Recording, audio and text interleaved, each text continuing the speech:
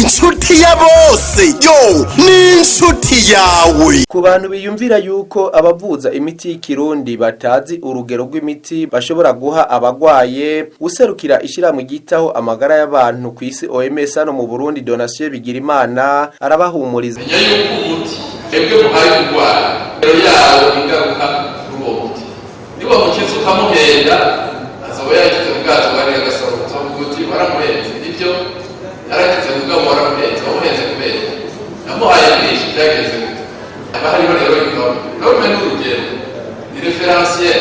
Iyo referentiel rero no ku miti ya moderne izina ryavuye mu ijuru kugira rize gutabara, ryaratanzwe n'Imana kugira rikize abantu.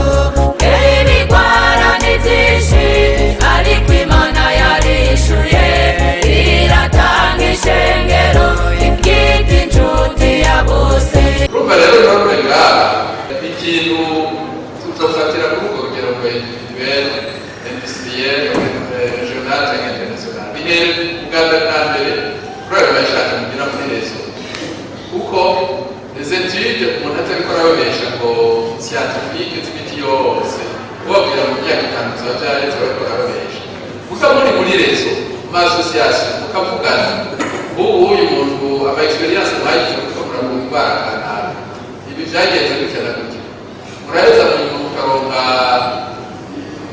ikintu cyitwa benchmarking, ibintu bya comparaison n'ibintu byinshi bifasha mu ntumbero rero yo kurondera iyo norme ni processus kugira uyishike kuri processus aba kuba normalisation abariko baragende otora ma standard neza, uburyo rero umuti norme nziza yawo standard yawo ni umuti ushika ahantu uti umeze neza muri byose, umeze neza anyamiburo gahoro n'umuti n'uwo hajya bakagore vaccine bari ngorane cyane hati na kimwe kigura risk ukabone risk for minimize ifoko zitanda vers zero urabyumva. Norme rero tubifatire ku rwego rwo hejuru aha yakenereye ibindi biruta ngaho dushobora kuganira mugabo jewe icyo nashaka guterera ni ku hagati yacu urashobora kuronka deja une base de comparaison kugira ngo jepere zero le pratique mukoresha kandi ingaruka byagize igene n'abantu mubifate gutyo rero hanyuma muce muraba urememe.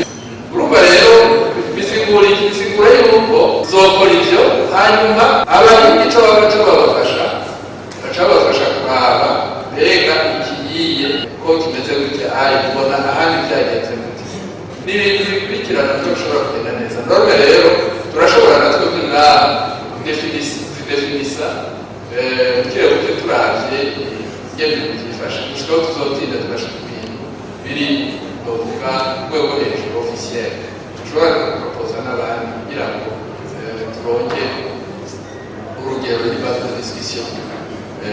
Ubuho birishije hariho East African Community ni ikintu dushobora gukoresha kugira ngo duteze imbere icyacu cyose n'uwiga kandi n'ubuvuzi bw'iki Kirundi buri inshuti ya bose yo ni inshuti yawe. Imana inshuti ya bose, Imana yumva, Imana yishura kandi yishurira ku gihe, yishuye Uburundi, yishura muri Afrika ndetse no ku isi yose. Inshuti ya bose izoba inyishu.